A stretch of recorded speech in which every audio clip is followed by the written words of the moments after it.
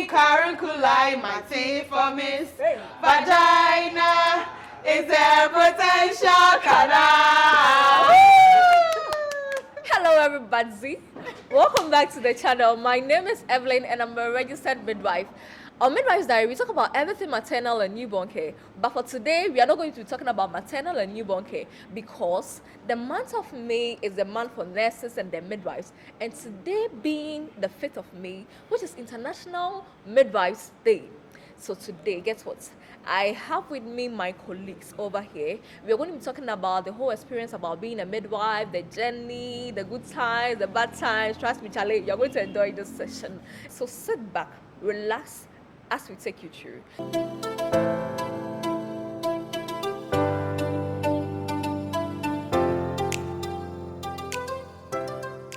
So I have with me here Justina Chumesi Chirma, a registered midwife. Grace Beverly, a registered midwife too. I'm Aisha, a registered midwife. And I'm Evelyn, a registered midwife. Okay, fine guys, welcome to the channel. I'm so glad you are able to join me today. This is the very first time I'm having a lot of my colleagues joining me on this set. And today being International Days for Midwives, we are basically going to be discussing our lives as midwives. And we actually work in the same facility and we are colleagues as well.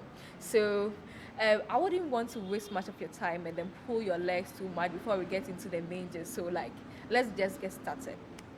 So who is a midwife? When we say a midwife, who is actually a midwife? Okay. So a midwife is a health professional who provides care for pregnant women during ANC, labor and postpartum. Yeah. Oh, okay. Jessie, do you have something to add? Yeah, so I also think a midwife is a person trained professionally to take care of women during preconception, conception, and even a few weeks after delivery. You guys are killing us with the conception. But what When do we you guys talk mean by about that? conception, Okay. it's just pregnancy. A midwife take care of a woman when she decides to get pregnant, and then during pregnancy and after pregnancy. So if I get you right, then it means that even before you become pregnant, like the moment you decide that you want to become pregnant, then you need the care of a midwife. Oh, sure. Getting pregnant is a decision. So once a woman decides to get pregnant, then she needs the care of a midwife to go through it, because pregnancy is a physiological and a psychological something that needs the help of somebody else to go through it. So that's why a woman needs a midwife before she gets pregnant, during pregnancy, and even after pregnancy. Okay. For you to become a midwife in Ghana, you need to pass through educational processes. Okay. And then in the tertiary level, you need to get your degree as well as your diploma. Okay. And then you also have to get good grounds with the Nursing and Midwifery Training Council. Mm-hmm. Without your certificate or your PIN, you can't practice as a midwife. You know, midwifery comes with lots of complications. Like, once you make a mistake, you are killing either a mother or a baby or both. So you have to go through all these processes. Without these, you can't practice as a midwife in Ghana. But you see, sometimes, like, I think you can also go through the routes of, let's say, being an enrolled nurse, and then maybe later on you can do a top-up program to become a registered midwife. Okay, fine. So wait, this one that you guys are talking about, school. So how was it like, midwifery school? How was midwifery school like, Aisha? Oh, it was quite hectic and Hectic? yeah. Did you enjoy it? I enjoyed some parts of it, but the stressful and hectic part was like you have to sit down for hours to learn, because midwifery is not a joke. You have to learn extensively for you to understand everything, as in the anatomy and the physiology, the labor and the perineum. You have to learn extensively. I can relate, And with the research, we also have other subjects we learn in relation to the midwifery. We do research. I really enjoyed some parts. So if percentage-wise, I'll give it like the hectic part like 70% and the fun part 30%. Aisha has said a lot about the studies and all other things. I'm also going to talk about the fun. Seriously, it was so fun. It was so fun. The activities, the SRC programs, and it was so fun. That's looping. Oh. Okay, fine. Okay, fine. So you guys were talking about SRC and the fan and all of that. Okay, fine. So which school did you attend, Justina? So I went to National Midwifery Training College, Kumasi, aka Konfanochi, the only school plus the others. Yeah, that's why I completed.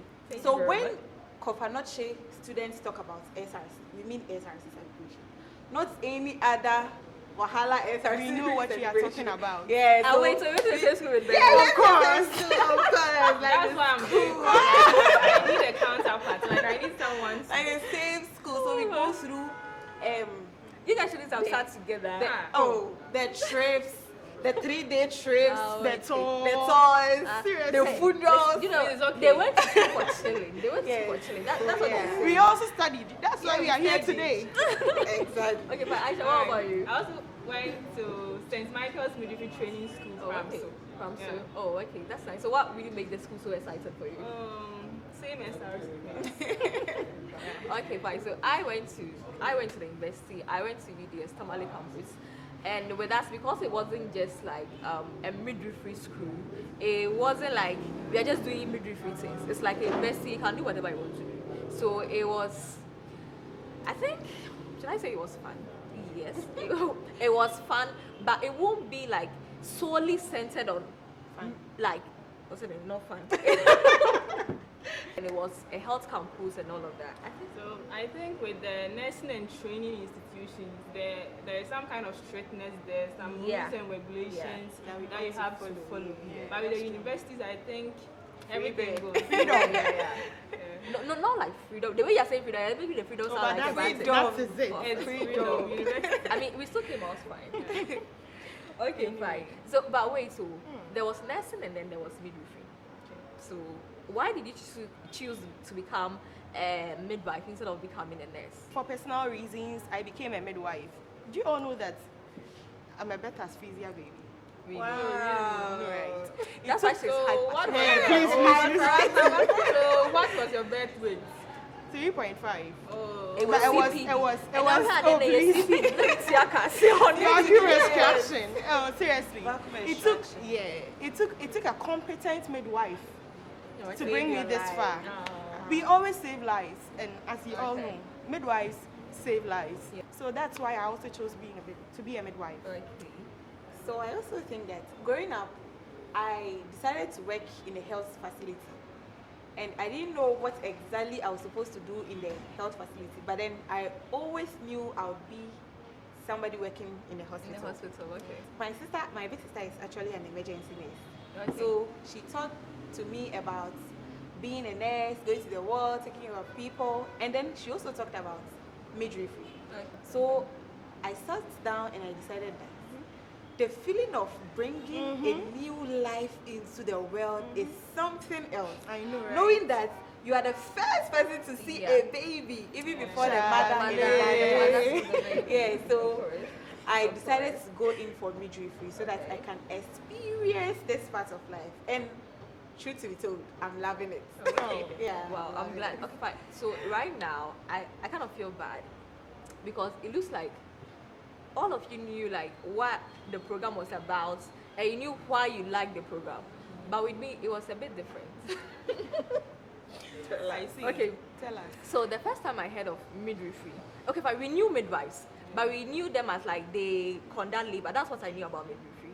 So the very first time I heard about midwifery, I remember so well. I was in the house with my mom and then my sister.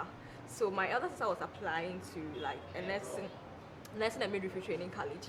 So they were discussing it, like a random conversation, and my mom, they were like, oh, they said the nursing is full, so it's left with midwifery. And then my mom went like, oh yeah, they are the ones at the hospital. When you go, they are the ones that are wearing white.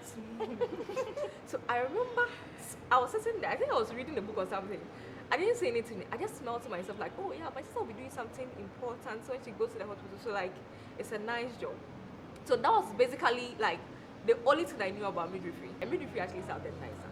So I said like, Wow. I said midwifery. It So sounded nice. it sounded nicer. Like the name sounded nicer Nicer. to nursing. So I was like, okay, fine then. Midwifery. That was it. Honestly, I didn't really know much about it. But I think what I knew was that like something like your own, Justina, I knew I wanted to work in the health facility. So to me, I was like, anything actually goes. Once we get there, we will do the work. Yeah. And once we get there, we will learn about it and all of that. But being in it and then practicing, I think I'm loving it. And I think midwifery sounded nicer because it was actually a nice You're on the profession. same scale. How would you describe like being a midwife? How difficult is it? How challenging is it? Or is all fun and rosy? Or how has your experience been as a midwife basically? Okay, I'm not married though, but I would like to talk about. You're talking for married people. Yeah, married Aisha has people someone. Aisha, if you no wait, Aisha, if you're not married, how did you know? Oh, I have colleagues who are married, so. But you don't have anybody. But if you don't experience it Don't before. lie. Oh, I don't have anybody. Are you sure? So I would like to talk about or Family talk life. for these married people because They thank you on your behalf. all right, combining your married life to this kind of work is very, very tedious. That will So- even fit better for lactating mothers and Yeah, exactly. and the like late term pregnant Yeah. women as Even well. and when they are at work, it's like their concentration is very low. Yeah. Maybe I will have to go and pick my baby, Alright, yeah. and because of the shift system and all of that and all that. Yeah. Aisha, on behalf of married women, Yeah. We want to thank we you. want to thank you Yeah, always for welcome. your heartfelt concern for the married Because women. it's a transition. Oh yeah, definitely you we get also there. we also Three get of there. you get there. But I also the get three of there. you- I want to add on what Aisha just Yeah. said. It takes a husband who really understands the work you do. Yes. Seriously. Yes. For midwives and nurses, we really suffer. Nice. Not to talk of the night shifts, not to talk of the long hours that we spend during work, the holidays. We don't even enjoy holidays, seriously. And we have few. We have few too. And people don't really want to specialize because midwifery is a specialty. And people don't want to specialize. So you see, definitely, and if let's say you are in a community where let's say you are the only midwife, meaning like you are there for 24/7, you can't travel, you can't meet your family, you are there all the time because when someone is coming to deliver, we don't announce about that one. So like the person can come in at any point in time. So let's say you are in a facility or let's say a health center where you are the midwife stationed there, then it means that that is where you are going to be 24/7. So you can't move. So if let's say you are even in a bigger facility, it probably would even help you a little bit because with the shift system, you get time for your family and all of that. Midwifery is difficult and it's as well challenging. Difficult because of what my sister said. You can't even enjoy public holidays. You can't That one have will give you holiday. That one. you can't have time for your family. It's like you just wake up one morning and you are heading straight to the hospital. Yes. You close and you are going to cook, do all of those things, and then you come back again and again and again. So it's difficult and it's also challenging because midwifery will force you to study because you have to know a lot. So the world is gradually getting to a point that everybody will read before coming to the hospital. So it takes somebody who is competent, Yeah. Yeah. So, who is extra in everything to go through all of this. yeah. So Okay. as the saying, Okay. let me say. So as the saying goes, yeah, like culture is dynamic. I would say midwifery is also dynamic because it's not about what you've learned in school. Only. Day in, day out, things change. So you Yeah. also have to Upgrade yourself. upgrade yourself. Also difficult when patients are not cooperating. Okay, and then to add on to what she said again, sometimes when you are in uniform and you are practicing, and then you can't do anything abnormal Yeah, out like of outside the code of Yes. ethics of the profession. Exactly. Yeah. And sometimes you see that you are really right on some things that happen on the ward, yet patients come in, relatives come in, and they insult you. They They attack us, insult oh. you, they attack us, they attack say us. all sort of things, and then So wait, you guys are scaring us. So we Really? shouldn't become midwives again. Or what? oh, I can't tell you not to become a midwife. I just want you to come and then have a feel of what we go Is through. it- Some of the practical things we were taught Yeah. in school, we can't apply them because of lack of equipment. But all the same, we do our best to make sure that we are rendering good care and good services to the patients. what do you guys really enjoy about being a midwife? Okay, so what I've really enjoyed being a midwife is that currently I'm at the NICU, that's the neonatal intensive care unit. So I've been able to adapt or acquire some skills on babies, yeah. So I think one day, if I get married, She's on the way. If I get married and I give birth, I'll be able to care fully for my baby.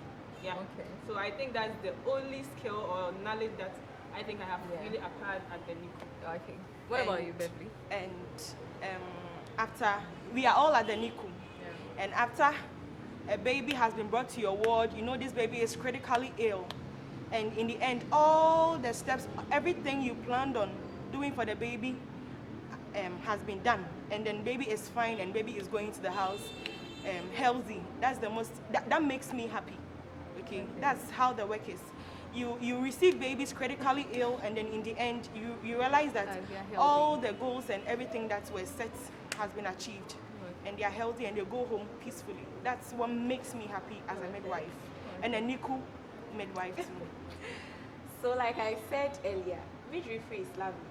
In general, midwifery is lovely. Just come and have a try. So wait, so weighing the lovely, you guys were saying is challenging and all of that. So now weighing the lovely and then the challenging, what percentage will you give?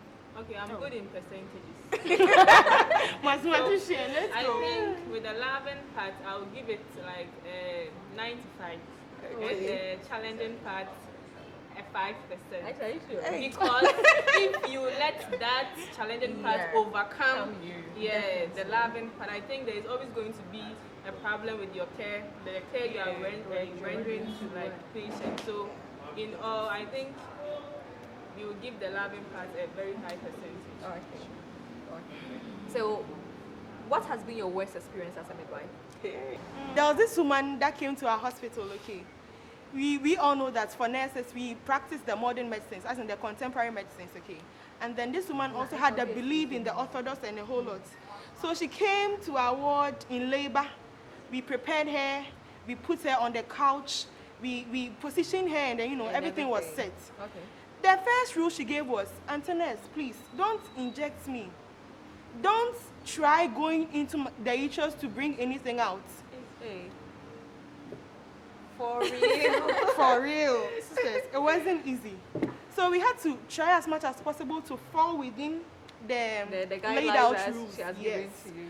So while doing it, she said, "Mama nurse, I told you, I'm telling you, don't go there." We'll be like, "Madam Patrol, we won't go there." Hey, we would try, we would do this, we would that, we would do this, we would do that. But did she tell you why she didn't want you to do that? Oh, she had her own beliefs. Oh, you okay. see, I wouldn't really want to disclose the kind of work she used to do or something. But that was what she came and she told us. So we just wanted to. And being in an African setting, so we know we really understood whatever what she meant. So we didn't really want to, you know, breach anything, and then later go through the consequences and stuff. So as time went on. Wait, before I cut you, remember one man came and he said that if you touch his baby, Okay.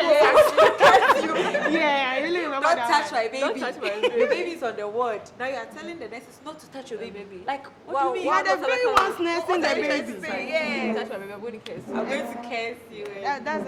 It's something normal we all go through. For this woman, she didn't really want us to do anything medicinal, like anything modern for her. We wanted to enforce whatever we were supposed to do for her, but she said nah. So we also force her. Yes. And then in the end she died. That was the worst thing ever. So did the family understand? Did you guys bring the family for the family to also understand? Yeah, at a point in time we called the family members to also come and then witness whatever that went on after that time. So they were also aware. Wow. She also signed a consent form that she has accepted that we are not supposed to, you know, apply anything modern onto her because she believed in the orthodox, you know, medicines and stuff. Yeah. So Aisha, what has been your worst experience? I know you've heard about FGM. That's female genital mutilation. Yeah. So. Hey, wait. Have you seen that before? Yeah. We have the excision and the infibulation and all those kind of stuff. So this woman came to the labor ward and per my assessment, she was 6. Like no, she was around 9 cm, 10 cm. Like she was almost already fully dilated. So upon checking the FHR and everything was normal. FHR, fetal heart rate. Yeah, Madam. fetal- You didn't go to school with me.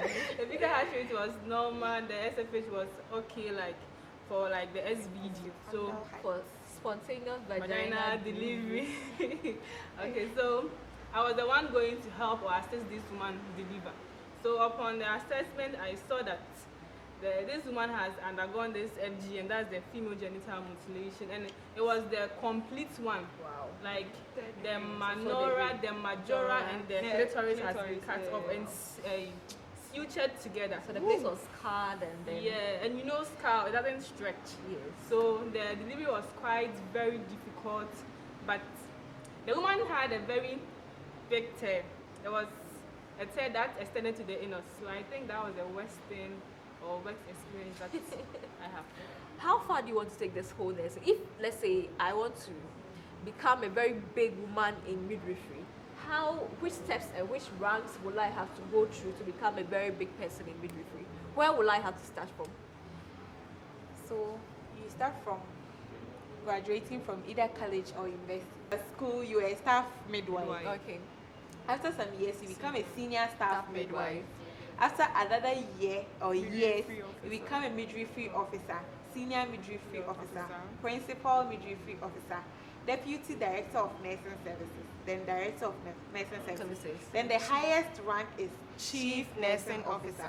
So as we are all here, we are aiming to get to that rank, to be chief nursing officers, to supervise the affairs of DDNS, to supervise the affairs of midwifery in Ghana. What are your last words for the viewers on this channel?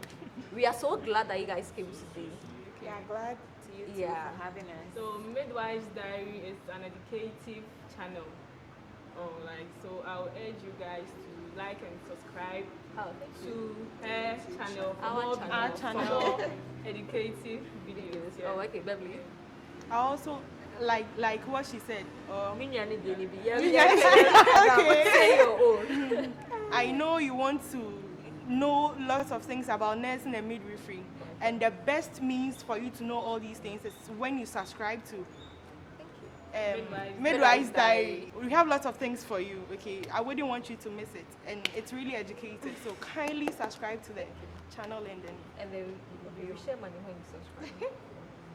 Hello viewers, so we want to first off appreciate you all for taking time out of your busy schedules to listen to us, for us to have these wonderful conversations. God bless you so much. I want to also encourage you to continue subscribing, liking, sharing this educational content. Hashtag Midwives Diary. Yes. Shout out to my beautiful mom, Madam Rita Eduse. Your mom is Rita? Yeah. Oh, okay. She's My Rita. sister is also Rita. And secondly, and also ward in charge. Okay. Happy International. Midwives, or Happy International Midwives Day. okay, shout outs to my mom, Mrs. Juliana Ban, and my dad, Mr. Isaac Kwame Ban, my sister Matilda Ban, and my brothers, the Ban family. Okay, and then a big shout out to Living Spring Assemblies of God members, to the Sorry, oh, and my Alpharians, I know it. And my Alpharians, okay. God bless you all for everything, and a happy International Midwives Day to every midwife. God bless you all for your works, and then I know your works are going to be rewarded. Amen. Amen. Amen. Shout outs to my family, my mother, Mrs. Grace Teresa, my And dad, my sister, and my lovely brother, really. Hey, this lovely, And she didn't want to say brother. lovely brother, really. And I also want to give shout outs to my principal at NMTC Kumasi, Mrs. Joanna Owusu-Danso, and then my lovely tutor, Mrs. Ivy Oponreko. I love you. I love you all. Happy International Midwives Day to you all. Bye-bye. Okay. Also soon, we've come to the end of today's video. I hope you enjoyed the video as much as we enjoyed making it. And shout out to all my subscribers, especially midwives watching me from all across the globe. Shout outs to my family, my friends, and all midwives in Ghana. Thank you so much for your time, and as and always, Midwives Diary. We are walking the talk of motherhood. Bye. Vagina is a potential canal. The cervix projects into the vagina at a right angle, forming four fornices. Anterior fornice 7.5, posterior fornice 11.5, and two lateral fornices. Inferiorly, it has a hymen, and when it breaks, forming carunculi multiformis. Vagina is a potential canal.